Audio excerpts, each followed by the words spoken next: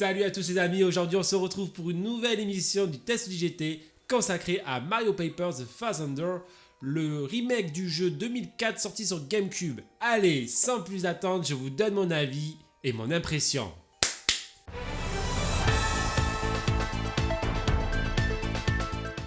Commençons par l'histoire. Vous incarnez une fois n'est pas coutume Mario dans une aventure en 2.5D. Une nouvelle fois, la princesse Peach se fait kidnapper, mais cette fois-ci, pas par Bowser, non, mais par une organisation qui cherche à réunir les 7 gemmes étoiles pour déverrouiller la porte millénaire qui a été scellée pour d'obscures raisons. C'est suite à la réception d'une carte magique envoyée par Peach à Mario avant son enlèvement que l'aventure démarre. Vous vous rendez donc dans la ville de Port-la-Caille qui fera office du hub central entre plusieurs territoires. Votre but étant de réunir avant cette mystérieuse organisation les gemmes étoiles afin de contrecarrer leur plan machiavélique. C'est pas loin d'une trentaine d'heures qu'il vous faudra pour venir à bout du prologue et des 8 chapitres qui composent le jeu. Vous parcourrez aussi bien des villes que des plaines, des châteaux, des forêts et autres environnements, tous avec leur propre identité, que ce soit visuelle ou sonore. Pour le côté sonore, les musiques ont été remasterisées, mais le jeu possède une option vous laissant le choix de mettre les musiques d'origine. Au fil de l'aventure, vous ferez la connaissance de plusieurs acolytes qui vous accompagneront et vous ferez l'acquisition aussi de nouvelles compétences de terrain permettant à Mario de soit devenir un avion ou bien encore la possibilité de se rendre tout mince pour passer entre deux murs par exemple. Le jeu est un RPG et vous pourrez améliorer Mario par le biais d'un système de badges à équiper qui lui conféreront soit plus de puissance ou de nouvelles attaques ou bien des badges d'amélioration pour nos camarades qui nous suivent au fil de l'aventure. Le jeu regorge de clins d'œil aux franchises Nintendo, Mario évidemment, mais aussi Zelda, comme un personnage qui s'appelle Punita, qui vous faudra assister à un moment donné dans l'aventure. Un clin d'œil au Mario, comme la récolte de soleil, les fameux soleils de Mario Sunshine, qui ici vous servent à augmenter la puissance de vos compagnons. Ici encore une fois, l'histoire tourne autour de l'enlèvement de la princesse Peach. Ne croyez pas que vous incarnerez que Mario pendant cette aventure. La princesse possède elle aussi des moments où vous allez pouvoir l'utiliser et même un autre antagoniste de la série principale dont je tairai le nom peut lui aussi être jouable à certains moments de l'aventure. Le jeu possède aussi des quêtes annexes qui pour la plupart vous donneront comme récompense des pièces mais pas que. Certaines quêtes annexes vous permettront de débloquer certaines fonctionnalités comme plus de jeux au casino ou bien la possibilité de matcher plusieurs ingrédients pour faire des plats plus savoureux à un moment donné du jeu. L'histoire est plaisante à suivre, mais je dois le confesser que pour un jeu Mario, il y a beaucoup de dialogues, au point qu'il m'est arrivé de spammer le bouton pour faire défiler le texte. C'est assez inattendu, mais oui, ce jeu est incroyablement bavard. Mais si le jeu est bavard, qu'en est-il de l'aspect graphique et technique ? N'oublions pas que nous sommes sur un remake de l'épisode sorti sur GameCube 20 ans plus tôt.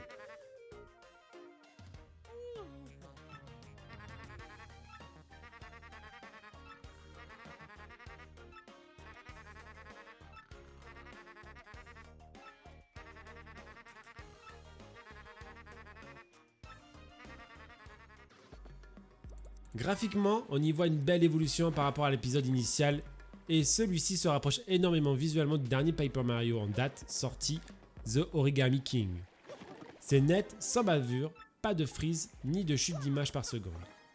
Que ça soit en docké ou en nomade, j'ai pris autant de plaisir à découvrir ce remake. Alors bien sûr ça reste un jeu Mario en 2.5D. Il n'y a pas grand chose à afficher dans les mondes, vous irez de gauche vers la droite, de petit segment en petit segment, séparés par un temps de chargement, qui effectivement sont courts, mais qui finissent par être redondants tellement que le jeu demande de faire des allers-retours et que les zones sont vraiment petites. Sorti du hub du jeu, effectivement, les décors ne sont pas des plus détaillés et seule la grande ville de Port-la-Caille possède des décors un peu plus travaillés. Cela reste en tout cas un jeu Switch beau qui en plus ne mettra pas votre console à genoux. Donc il nous reste un point à aller voir, c'est le gameplay. Qu'en est-il de ce gameplay JRPG au tour par tour? Je vous en parle maintenant.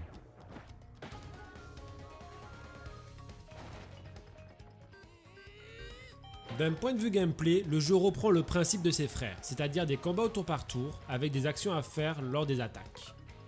Mario possède 3 types d'attaques principales. Le saut, le marteau et une attaque spéciale.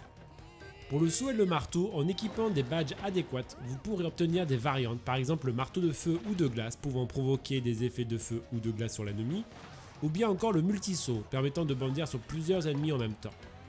Pour chaque variante, du saut ou du marteau, la compétence coûtera un certain nombre de points de compétence qui, si vous ne faites pas attention, se videra très vite. Chaque action est suivie d'un QTE, une suite de boutons à appuyer par exemple, et on regrettera que ça soit pour l'attaque de base ou pour les variantes, le QTE ne change pas vraiment, c'est juste la vitesse avec laquelle il faut l'effectuer qui change.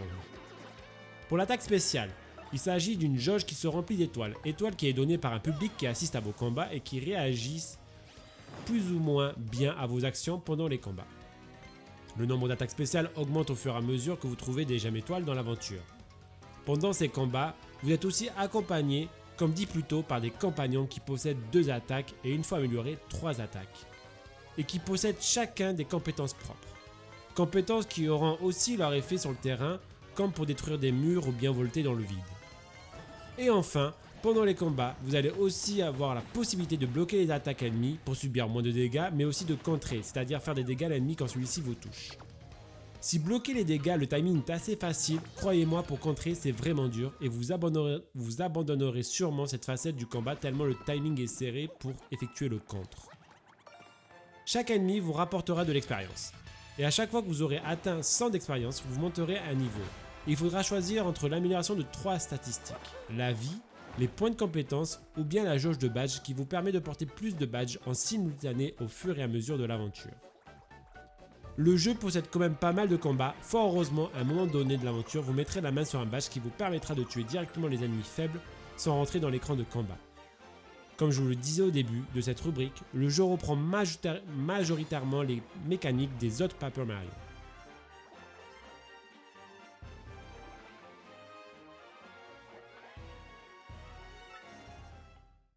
Donc en conclusion, que penser de ce Paper Mario? Pour ma part, je ne l'avais jamais fait sur GameCube et c'est un incontournable de la série. Une aventure assez longue, plein de références de Nintendo en tout genre, Pikmin, Zelda, Mario. Pas de réelle difficulté aussi, j'en ai pas parlé, mais effectivement le jeu se laisse jouer tranquille pour les petits et les grands.